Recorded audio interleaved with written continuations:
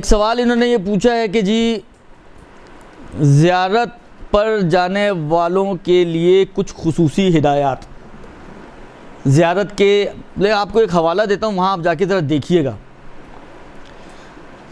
مفاتیح الجنان آپ اٹھائیے گا تو آپ لوگوں کے گھر میں بھی ہوگی انشاءاللہ العزیز،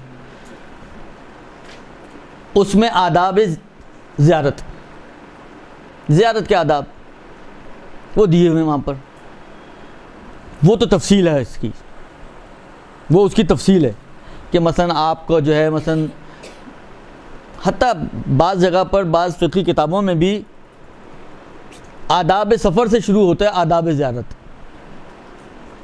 کہ سفر کے آداب کیا ہیں، آپ نے بالآخر سفر بھی تو لوگوں کے ساتھ کرنا نا، اس میں آپ کو کن چیزوں کا خیال رکھنا ہے۔ تو میں نے کہا نا اگر دیکھا جائے تو یہ ایک ہی کافی تھا آج کی کلاس کے لیے، لیکن میں اس کو بہت ہی مختصراً آپ لوگوں کی خدمت میں عرض کروں، باقی آپ خود تھوڑا سا ہوم ورک کریں کہ آپ اس کو مفاتیح میں ذرا جا کے دیکھیے گا۔ آداب زیارت ہیں، کچھ آداب زیارت ہیں جو عمومی ہیں اور کچھ خاص، مثلا امام حسین علیہ السلام کی زیارت کے آداب ہیں۔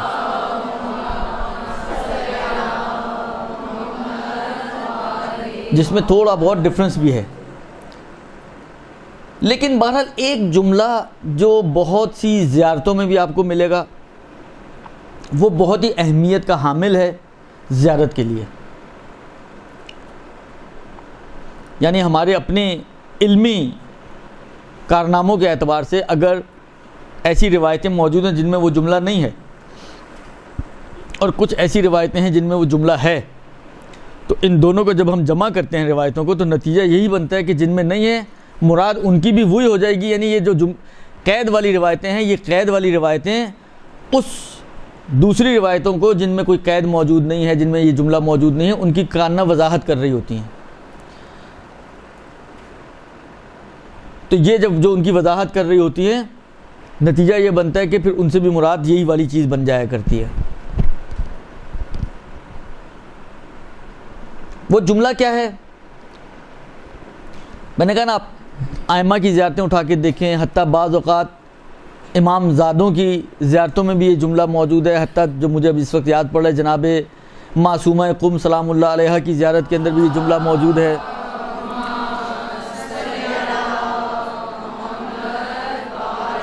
یعنی ان کی زیارت کے حوالے سے تو یہ جملہ ہے خاص، یہ قابل اہمیت ہے، اور وہ ہے عارفاً بحقہ،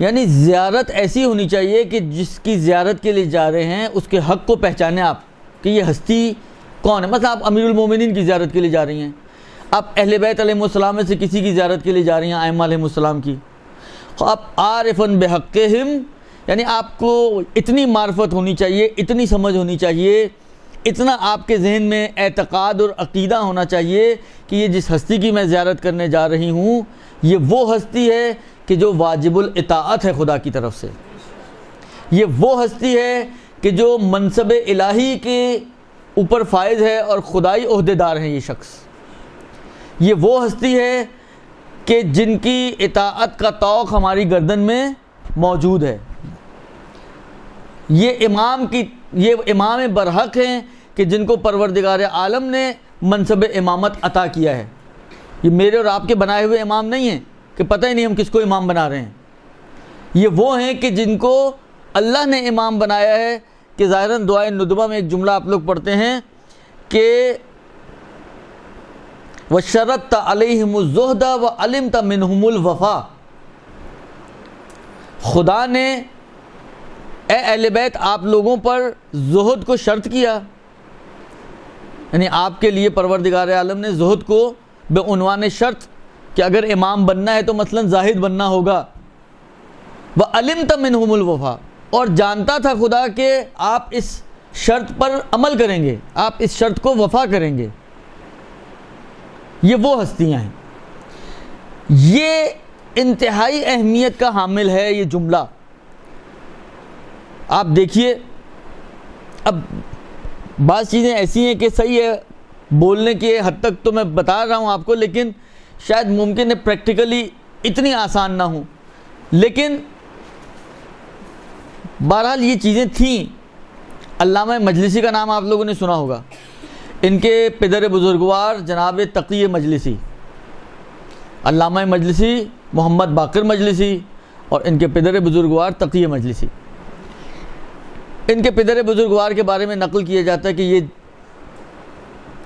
اطباعت عالیہ کی زیارت کی غرض سے نجف آئے. اچھا، آپ میں سے کتنے سارے لوگ، ابھی میں نے کہا نا کہ کچھ چہرے ایسے ہیں جو ابھی ہو کر آئے ہیں تازہ، آپ میں ایسے بھی ہوں گے جو آگے پیچھے پلس مائنس بہت سے لوگوں نے زیارتیں کی ہوں گی. آپ فرض کریں آپ کربلا پہنچی، آپ ہوٹل میں آپ نے سامان رکھا، پہلا دل آپ کا کیا چاہ رہا ہوتا ہے اس وقت؟ انسان کا بس نہیں چل رہا ہوتا کہ وہ ایئرپورٹ سے سیدھا ہی حرم جائے. اتنا اس کا دل بے قرار اور بے تاب اور بے چین ہوتا ہے کہ وہ بس سامان رکھے اور بھاگے. کھانا کھایا ہے نہیں کھایا ہے، تھکے ہوئے ہیں، کسی چیز کو لحاظ کرنے کے لیے انسان آمادہ نہیں ہوتا، اور اس کا دل چاہ رہا ہوتا ہے کہ بس کسی طرح بس حرم پہنچ جائے، جس کی خاطر اتنی دور سے ہم اٹھ کر آئے ہیں. مثلا یہی کام امیر المومنین کے حرم میں، مثلا جب آپ نجف پہنچتے ہیں اس وقت بھی یہی کیفیت ہوتی ہے انسان کی کہ انسان کا بس دل چاہ رہا ہوتا ہے کہ کسی طرح پہنچ جائیں ہم حرم میں. اب آپ دیکھیں یہ ہماری کیفیت ہے، جذبات ہیں نا یہ ہمارے. یہ جناب تقی مجلسی صاحب جب نجف پہنچے تو حرم نہیں گئے.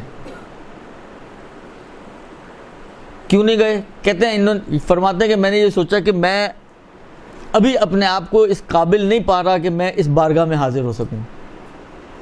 پھر کیا کیا انہوں نے؟ کہتے ہیں یہ نجف کے باہر ایک مقام امام زمانہ علیہ السلام ہے، کہتے ہیں میں وہاں چلا گیا اور وہاں جا کے میں نے عبادتیں اور ریاضتیں شروع کر دیں. کہتے ہیں 10 دن کا وقت گزرا، یعنی 10 دن وہ حرم نہیں گئے ہیں، نجف میں موجود ہیں لیکن 10 دن حرم نہیں گئے ہیں، اس لیے کہ اپنے آپ کو یعنی یوں سمجھ لیں کہ اپنا زنگ اتار رہے ہیں تاکہ وہ جو ریز اور وہ جو روحانیت ہے اس حرم کی اس کو اپنے اندر سمو سکیں. 10 دن بعد کہتے ہیں کہ میں نے محسوس کیا کہ حجاب میری آنکھوں سے ہٹ رہے ہیں. کہتے ہیں اس کے بعد میں حرم میں داخل ہوا. پھر یہ واقعہ لمبا ہے، یہ زیارت جامعہ کے حوالے سے یہ واقعہ ملتا ہے، میں اس کی تفصیل میں بھی نہیں جا رہا، لیکن صرف مجھے بتانے کا مقصد یہ تھا کہ دیکھیں یہ کیفیت ہمارے اندر، ہمارے پاس تو مشکل ہوتا ہے کہ ہمارا پورا ٹرپ ہی 10 دن کا ہے. حالانکہ ان کے حجاب 10 دن میں اترے ہیں، ہمارے تو پتہ نہیں کتنے دنوں میں اترے ہیں حجاب.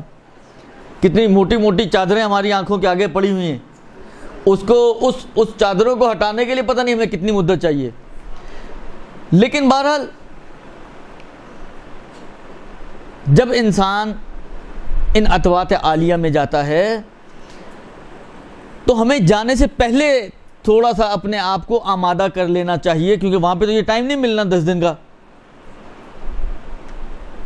لیکن بالآخر ہم جب دیکھیں مشکل ہم کیا ہوتی ہے، ہم جب پہنچتے ہیں نا، ہماری جو مشکلات ہیں وہ یہ کہ ہمارے گرد ایک اتنی گہری سمجھیں ایک آلودگی کی چادر ہوتی ہے کہ جب ہم وہاں پہنچتے ہیں تو وہ اثرات ہماری روح پر نہیں آ پاتے، ہم ان اثرات سے فائدہ نہیں اٹھا پاتے. لہذا جیسے جاتے ہیں ویسے ہی واپس آ جاتے ہیں.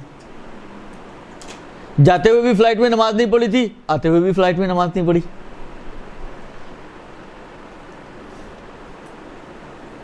جاتے ہوئے بھی مثلا حجاب کا جو عالم تھا، آتے ہوئے بھی اسی طرح حجاب کا عالم ہے. جاتے ہوئے بھی مثلا جتنے نافرمان تھے ہم اپنے والدین کے، آنے کے بعد بھی اتنے ہی یا شاید اس سے زیادہ ہو گئے ہوں. وہ اثرات ہم لا ہی نہیں پاتے کہ جو اثرات ہماری روح پر، وَإِلَّا آپ سوچیے تو صحیح کہ امیر المومنین جیسی شخصیت پر از روحانیت، یعنی جو شخص جہاں دفن ہو وہ حصہ جنت کا ٹکڑا بن جائے، یعنی زمین پر اتنا اثر انداز ہو جائے وہ شخص، وہاں دفن ہونے والے افراد کے لیے امن کا ذریعہ بن جائے. اب یہ باتیں آ رہی ہیں، میں اس لیے ایک اور مجھے واقعہ ذہن میں آیا، میں آپ کی خدمت میں عرض کروں. آپ لوگ زیارت پہ جاتے ہیں، وہاں پر ایک حالت زیارت کہہ لیں یا جو بھی بہرحال ایک قبر ہے صافی صفا کی، اگر آپ میں سے کوئی گیا ہو وہاں پر، تو یہ جہاں پر امیر المومنین کا مضیف ہے، کھانا دسترخوان ملتا ہے امام کا، اسی لائن میں سیدھا آگے نکل جائے انسان جو چیک پوسٹ آتی ہے اس کو کراس کرے گا تو اس کے سامنے ہی ہے ایک مقبرہ ہے صافی صفا کا. یہ یمن کا رہنے والا ایک شخص تھا. امیر المومنین وہاں تشریف فرما تھے. امیر المومنین دیکھا کہ ایک شخص آ رہا ہے, سواری کے اوپر سوار ہے, اور ایک اس نے تابوت اس کے اوپر باندھا ہوا ہے. قریب پہنچا تو امیر المومنین نے پوچھا کہ یہ کیا ہے اور تم کون ہو اور کہاں سے آئے ہو؟ کہا یہ میرے باپ کا جنازہ ہے اور میں یمن سے آیا ہوں اور میں اس کا بیٹا ہوں. تو کہا کہ کیوں تم یہاں اس کو کیوں لے کر آئے ہو, وہیں کیوں نہیں دفن کیا؟ کہا میرے باپ کی وصیت تھی, میرے باپ کی وصیت تھی کہ مجھے نجف میں دفن کیا جائے. کہا کیوں؟ کہا اس لیے کہ میرا باپ یہ کہتا تھا کہ جو شخص بھی نجف میں دفن ہوگا وہاں ایک ایسے شخص کو دفن کیا جائے گا کہ جس کی شفاعت سے ایک بڑی تعداد لوگ جنت میں داخل ہوں گے. تو اس وجہ سے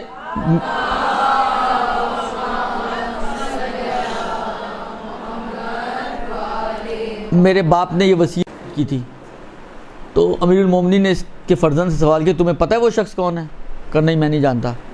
3 مرتبہ بعض روایتوں میں کہ 3 مرتبہ مولا نے قسم کھا کے کہا واللہ وہ شخص میں ہوں, واللہ وہ شخص میں ہوں, واللہ وہ شخص میں ہوں.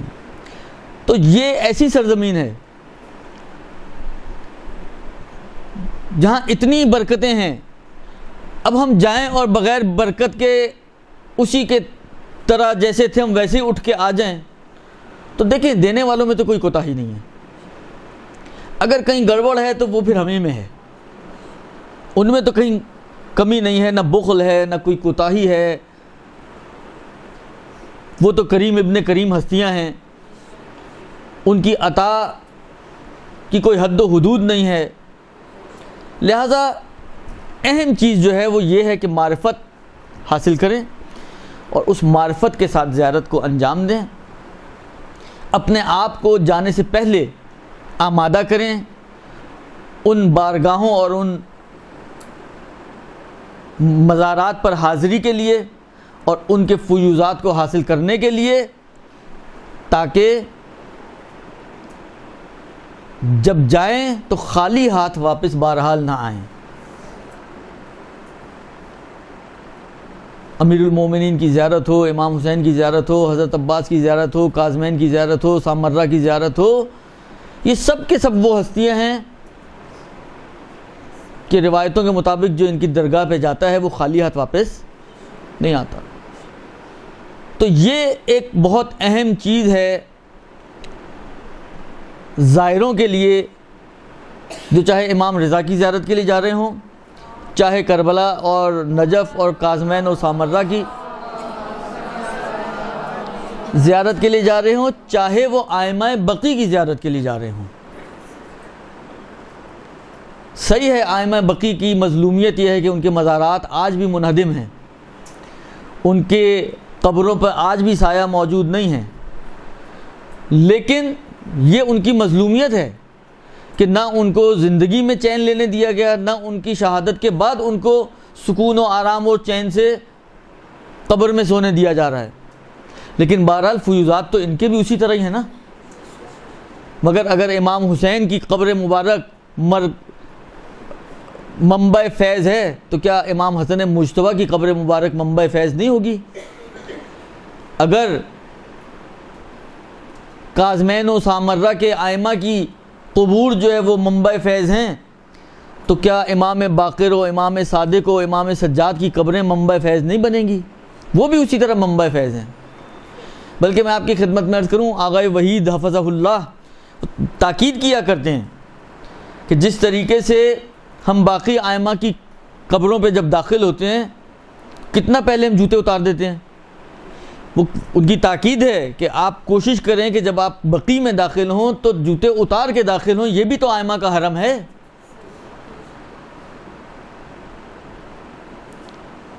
لہٰذا یہ بہت اہم چیز ہے زائروں کے لیے جو جاتے ہیں زیارت کے لیے, کہ اگر وہ اس زیارت کا بھرپور فائدہ اٹھانا چاہتے ہیں تو عارفاً بحقہم ان کی زیارت ہونی چاہیے, معرفت والی زیارت.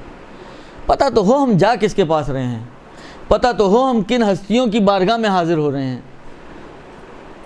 ان کی عطا کیا ہے، ان کا کرم کیا ہے، ان کا جود کیا ہے، ان کی سخا کیا ہے، ان چیزوں کو جان کر، ان کو پہچان کر،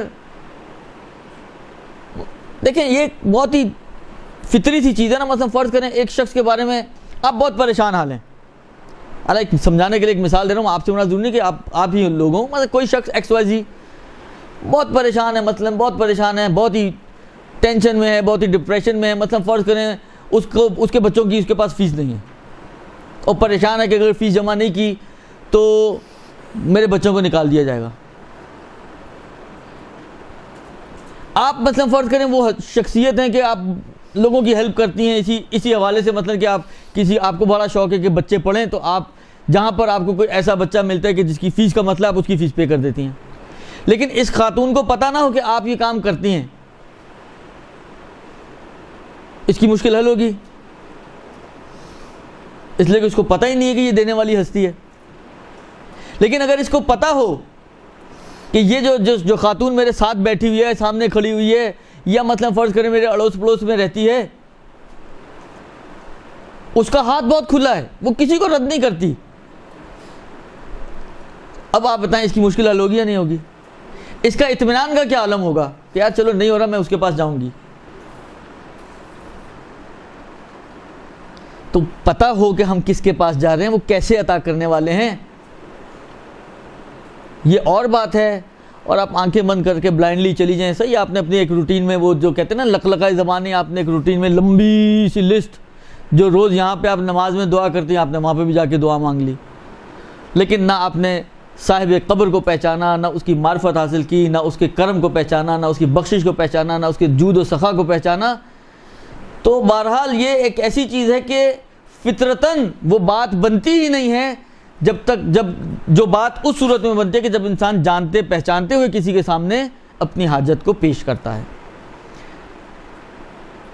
میں نے کہا نا یہ ایک جو نقطہ میں آپ کی خدمت میں عرض کر رہا ہوں یہ کی نقطہ ہے. باقی اور بہت ساری چیزیں ہیں کہ جو ان زائروں کی خدمت میں کہی جا سکتی ہیں، یا بعض اوقات گروپ ساتھ ہوتے ہیں تو ہم بولتے بھی ہیں کہ انسان جب وہاں جا رہا ہے تو وہاں جا کر بالآخر کوشش کرے کہ اپنے آپ کو چینج کرے، اپنی روح کو چینج کرے، اپنی فطرت کو چینج کرے، اپنے جو خطائیں ہیں، جو غلطیاں ہیں. دیکھیں ہم لوگ بعض اوقات ایک بڑی تعداد ہم میں سے وہ ہوتی ہے کہ جب ہم کسی بھی حرم میں ہوتے ہیں اور جو ہم دعائیں مانگ رہے ہوتے ہیں اس میں کیا ہوتا ہے، آپ خود اپنے آپ سے سوال کریں کہ ہم جو مانگ رہے ہوتے ہیں وہ کیا مانگ رہے ہوتے ہیں. کسی کی بچی کی شادی کا مسئلہ ہے تو وہ اس کے اوپر بیٹھا ہوا ہوگا، وظیفے بھی پڑھ رہا ہوگا، وہاں پر تبرہ بھی کر رہا ہوگا، وہاں پر جو جس نے بتایا وہ حرم میں بیٹھا پڑھ رہا ہے یا پڑھ رہی ہے وہ خاتون تاکہ اس کی بچی کی شادی ہو جائے.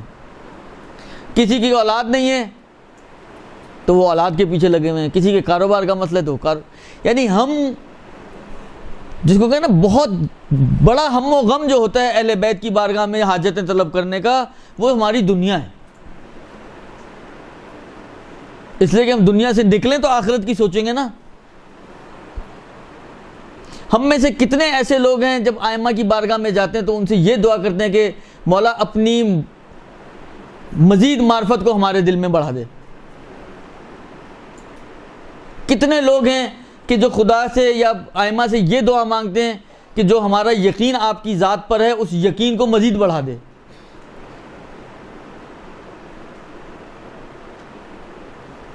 ایک بہت بڑا کمال امام سجاد علیہ الصلوۃ والسلام کا جو ہے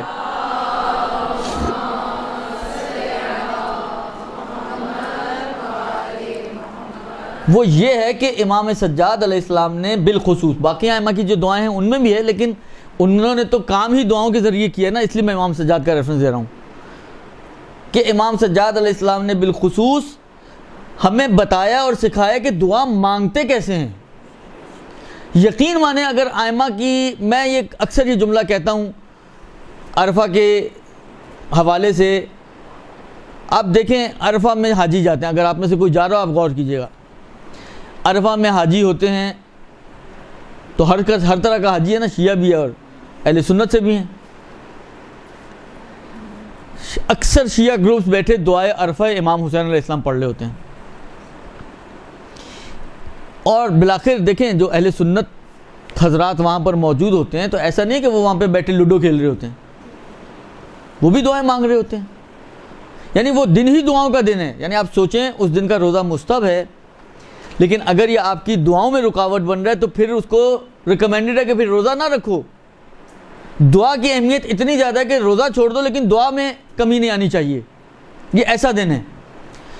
تو ایسا نہیں ہے کہ دوسرے لوگ جو ہیں وہ وہاں پہ بیٹھے کوئی لوڈو کھیل رہا ہو تو کوئی اونو کھیل رہا ہو تو کوئی اور گیم کھیل رہا ہو. نہیں، وہ لوگ بھی دعائیں مانگ رہے ہوتے ہیں، لیکن آپ ان کے پاس تو وہ ذخیرہ ہے ہی نہیں نا جو ہمارے پاس موجود ہے. یعنی آپ ان کی دعاؤں کو سنیں اور اس دعا عرفہ کو رکھیں اپنے سامنے. میں کہتا ہوں کوئی میچ ہی نہیں ہے ان دونوں کے اندر. وہ کس انداز سے مانگ رہے ہوتے ہیں اور امام حسین نے ہمیں کیا انداز سکھایا ہے. ان دونوں چیزوں میں کوئی میچنگ ہی نہیں ہے. یعنی یہ میں مبالغہ نہیں کر رہا ہوں، میں بالکل حقیقت بات آپ کو بتا رہا ہوں. آپ صرف دعائے عرفہ کے جملے دیکھیں، امام حسین نے کہاں کہاں اور کس کس چیز کی طرف نگاہ کی ہے. آپ ترجمہ پڑھیے گا یا عربی اگر سمجھ میں آتی ہو عربی پڑھیے گا، اور پھر آپ سوچیں تو صحیح کہ امام نے چھوڑی کیا چیز ہے.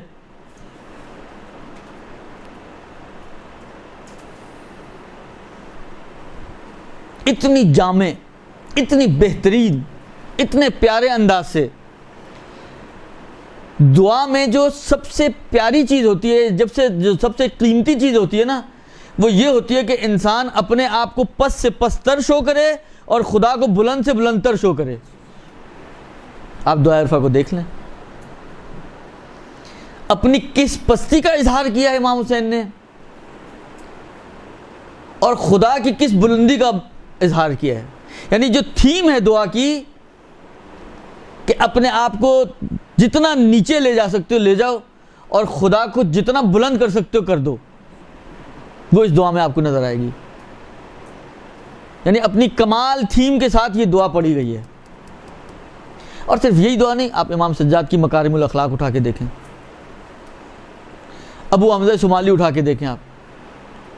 یعنی یہ وہ چیزیں ہیں کہ جن کی طرف کبھی ہمارے، یعنی اگر یہ واقعی یہ دعائیں جنہوں نے نہ پڑھی تو ابھی بھی ان کے ذہن بھی نہیں جائیں گے کہ ہمیں اس چیز کو بھی مانگنا چاہیے، ہمیں یہ چیز بھی مانگنی چاہیے، ہمیں یہ طلب بھی کرنی چاہیے. لیکن یہ ائمہ ہیں جنہوں نے ہمیں ڈھنگ سکھایا اور طریقہ بتایا کہ صرف اپنی دنیا کے پیچھے نہ پڑے رہو.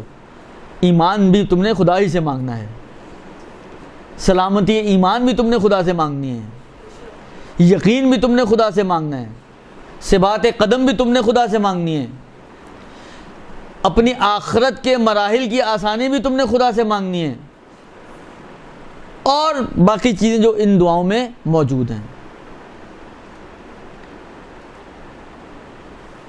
لہذا جب ہم ان عتبات عالیہ کی زیارت کے لیے جائیں تو فوکس صرف دنیا پہ نہ ہو، اپنی آخرت، اپنی عاقبت، اپنا ایمان، ایمان کی سلامتی. ہم خدا سے زندگی بھر ایمان مانگتے رہے، خدا نے ایمان دے دیا، سلامتی نہیں مانگی تو کیا ہوگا؟ ممکن ہے یہ آخر وقت میں ایمان ہمارے ہاتھ سے نکل جائے. وہ تو مانگی نہیں تھے نا ہم نے خدا سے، جو مانگا تھا وہ مل گیا. یہ بھی نہیں ہم کہہ سکتے کہ ہماری دعا پوری نہیں ہوئی. لیکن جو نہیں مانگا تھا، فرض کریں تقدیر یہی ہو کہ مانگے بغیر نہیں ملے گا آپ کو سلامتی ایمان، نہیں مانگی تو نتیجہ یہ نکل سکتا ہے. ہوتا ہے آپ کے سامنے، ہوتا نہیں مگر شیعہ سنی نہیں بنتے کیا؟ کم مقدار میں ہیں لیکن بنتے تو ہیں. لہذا کوشش کریں کہ اپنی دنیا کے علاوہ آخرت کو فوکس کریں، زیادہ فوکس کریں. دنیا ایک گزر جانے والی چیز ہے، آخرت ابدی اور دائمی ہے. لہذا اس کے اوپر زیادہ انسان اپنے فوکس کرے. اس کے علاوہ میں نے عرض کیا نا کہ باقی آپ زیارت کے جو آداب ہیں ان کو آپ پڑھیں. یعنی یہ ایسی کتاب ہے کہ جو ہر گھر میں موجود ہے، مگر افسوس کی بات اور دکھ کی بات یہ ہوتی ہے کہ کتنے زائر ایسے ہیں جو جانے سے پہلے ایک مرتبہ اسے ان آداب زیارت کا مطالعہ کرتے ہیں اور پڑھتے ہیں اس چیپٹر کو، 2 4 5 صفحے جتنے بھی لکھے ہوئے ہیں مفاتی میں، کتنے لوگ پڑھتے ہیں؟ اور پھر آنے کے بعد شکایت کریں مولانا نے تو کچھ بتایا ہی نہیں۔ ارے بھائی مولانا نے نہیں بتایا تو نہ بتائیں، اللہ نے آپ کو آنکھیں دی ہیں، اللہ نے آپ کو کتاب دی ہے، آپ خود پڑھ لیں۔ ہم لوگ صرف منتظر رہتے ہیں کہ جو مولانا بتا دیں بس وہی کرنا ہے، جو نہیں بتایا بس نہیں بتایا تو پھر ہم نے بھی کچھ نہیں کیا۔ تو یہ کوئی پازیٹیو تھنکنگ نہیں ہے۔ صحیح ہے مولانا حضرات ساتھ ہوتے ہیں، دیکھیں مولانا بھی کوئی معصوم تو نہیں ہے نا، کچھ چیزیں اسکپ ہو سکتی ہیں اس سے، یا اس کی نظر میں جو چیزیں اہم ہوتی ہیں بعض اوقات وہ ان پہ فوکس کر رہا ہوتا ہے، تو بعض چیزیں جو اس کی نظر میں اہم نہیں ہیں لیکن ممکن ہے آپ کی نظر میں اہم ہو، وہ اسکپ ہو جاتی ہیں۔ ٹائم تو اتنا نہیں ہوتا نا کہ آپ کو سارا دن تو مولانا لے کے نہیں بیٹھے رہتے آپ کو کہ 24 گھنٹے میں سے جو ہے چلو 6 8 گھنٹے سونے کے چھوڑ دو، اس کے باقی سارا دن آپ بیٹھی مولانا کی واعظ و نصیحت سن رہی ہوں، تو 1 گھنٹہ سننا مشکل ہوتا ہے۔ مولانا حضرات کو چہرے سے دے کے آپ کہیں جی 6 گھنٹے آپ سنیں، تو یہ نہیں ہوتا ہے۔ لہٰذا تھوڑے سے ایفرٹس ہمیں خود بھی کرنے چاہیے۔ اور میں نے کہا نا کہ اس کے لیے آپ کو کوئی کون سی کتاب ڈھونڈیں، ہم کہاں سے ڈھونڈیں، ہم کہاں جا کے دیکھیں، کچھ آپ کے گھر میں موجود ہے کتاب۔ میں نہیں سمجھتا جتنے افراد یہاں پہ موجود ہیں کسی کے گھر میں مفاتی نہ ہو۔ اب تو گھروں کے علاوہ آپ کے موبائلوں میں بھی ہوگی، نہیں ہے تو ڈال لیں، تو آپ کے موبائل میں بھی موجود ہے سب کچھ۔ تو کہنے کا مقصد یہ ہے کہ زیارت کو اس کے ادب و آداب کے ساتھ، پھر ایک بات میرے ذہن میں آ رہی ہے میں آپ کے ساتھ وہ بھی شیئر کر لوں، کیونکہ دیکھیں ان ادب و آداب کی اہمیت ہوتی ہے، ان ادب و آداب کی اہمیت ہوتی ہے۔ آپ کہیں جی مثلا فرض کریں غسل زیارت خوب واجب تو نہیں ہے، نہیں ہے ٹھیک ہے واجب نہیں ہے، حالانکہ واجب نہیں تو نہ کریں تو نہ کریں، مرضی ہے آپ کی۔ لیکن بالآخر ایک ایسی زیارت جو بغیر غسل کے کی گئی ہے اور ایک ایسی زیارت جو غسل کے ساتھ کی گئی، کچھ تو فرق ہوگا نا جو ائمہ نے اس کی تاکید کی ہے۔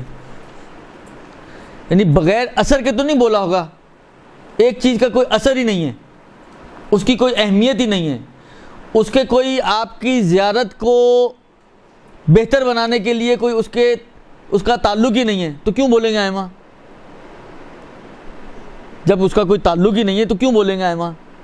اعلیٰ مثلا من باب مثال آپ زیارت میں کالی چادر پہن کے جائیں یا سفید پہن کے جائیں، اعلیٰ فرض کریں کہ اس کا کوئی تعلق ہی نہیں ہے، تو امام بولیں گے بھی نہیں کہ بھائی کالی چادر پہن کے جاؤ۔ کیوں نہیں بولیں گے؟ اس لیے کہ کالی پہنو یا سفید پہنو دونوں صورتوں میں ایک ہی ثواب، ایک ہی اجر، ایک ہی چیز ہے، تو کیا فرق پڑنا ہے؟ لیکن اگر فرض کریں سفید چادر سے احرام میں، افضل یہ ہے کہ سفید کپڑے میں احرام پہنا جائے، اس کا مطلب ہے اس کے کچھ تو ہوگا، وَإِلَّا بیان کرنے کی ضرورت ہی نہیں تھی۔ تو یہ جو آداب بیان کیے جاتے ہیں، مجھے واقعہ یاد آ رہا ہے، پورا بہت زیادہ جزیات کے ساتھ ہی میں مفہوم اور خلاصہ صرف عرض کر رہا ہوں اس واقعے کا، کہ یہ خاک شفا کے حوالے سے یہ واقعہ ہے۔ امام کے ایک بہت ہی جلیل القدر صحابی تھے، ظاہراً جب مجھے نام یاد آ رہا ہے جابر جوفی کا یہ واقعہ جو میرے ذہن میں ہے، جو 5ویں امام کے صحابیوں میں سے تھے۔ ایک دن بیمار تھے، 5ویں امام نے اپنا کوئی قاصد بھیجا اور اس کو کہا کہ مثلا جابر کو بلا کے لاؤ۔ وہ دروازے پہ پہنچا جابر کے، شاید اب جو میں نے کہا نا میرے کو پوری جزیات ذہن میں نہیں ہے، بہت پہلے میں نے یہ واقعہ کہیں سنا تھا یا دیکھا تھا، ظاہراً کامل الزیارات میں ہے یہ جو مجھے یاد پڑ رہا ہے۔ تو لیکن اب یہ کہ امام نے اسی وقت ساتھ ہی اس کو، کیونکہ امام کو تو معلوم تھا وہ بیمار ہے، تو ساتھ ہی خاک شفا بھیجی تھی، یا کچھ بعد میں دوبارہ یہ واپس آیا اور واپس لے کے گئے، اب یہ میرے ذہن میں اس وقت جزیات نہیں ہے۔ خلاصہ یہ کہ یہ بیمار تھا اور اس قابل نہیں تھا کہ اٹھ کے کھڑا ہو کر امام کے پاس جا سکتا، تو امام نے اس کو خاک شفا بھیجی، اس نے خاک شفا پی، ادھر خاک شفا اس کے اندر گئی، ادھر یہ اٹھا کھڑا ہوا اور امام کی خدمت میں پہنچ گیا۔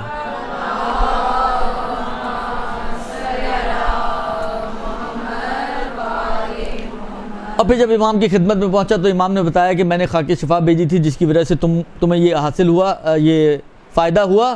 اب اسی نے ظاہراً اسی روایت میں سوال کیا کہ مثلا فرض کریں مولا بہت سے لوگ خاک شفا استعمال کرتے ہیں مگر اس کا اثر نہیں ہوتا،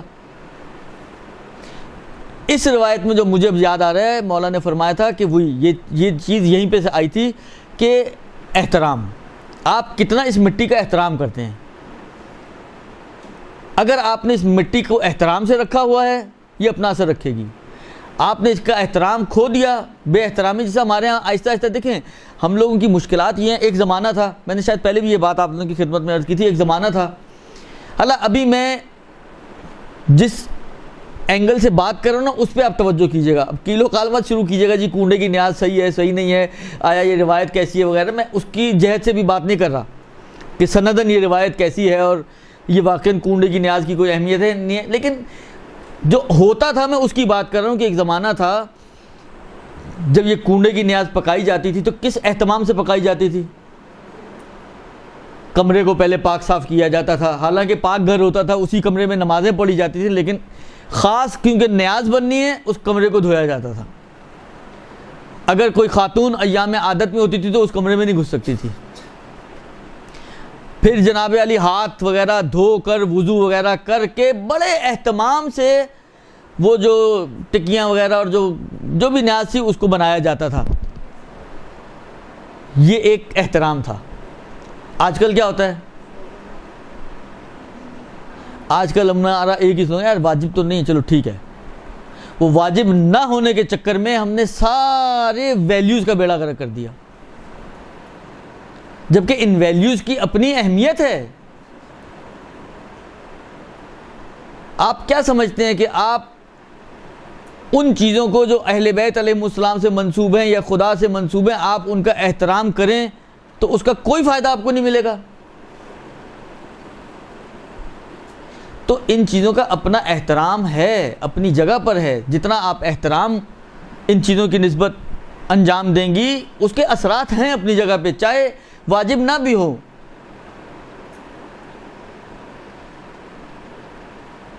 اسی طریقے سے زیارت کا بھی مسئلہ ہے کہ زیارت کے جو ادب و آداب بیان ہوئے ہیں، آپ رعایت کرتے ہوئے ان آداب کی زیارت کریں، اس کی ایک اپنی اہمیت ہے، اس کی ایک اپنی ارزش ہے، اس کے ایک اپنے اثرات ہیں۔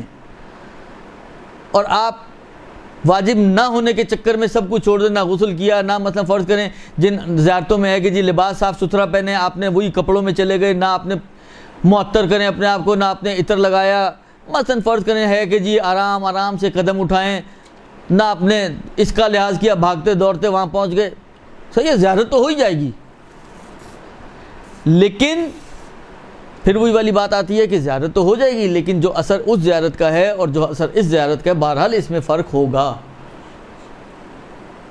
لہذا جب بھی آپ زیارت کے لیے جانا چاہیں تو ان ادب و آداب کا ضرور مطالعہ کریں جو آپ کی گھروں میں موجود ہے، مفاتیح میں موجود ہے، اور پھر جتنا ان چیزوں کا لحاظ رکھتے ہوئے آپ زیارت کریں وہ آپ کو اتنی ہی زیادہ فائدہ پہنچائے گی۔